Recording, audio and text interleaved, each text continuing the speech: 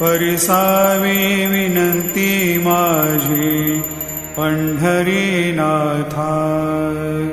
असो नसो भाव आलो तुझी ठाया, कृपा दृष्टी पाहे मजकडे सद्गुरु राया। अखंडित सावे ऐसे वाटते पायी, सांडोनी संकोच ठाव थोडासा देई।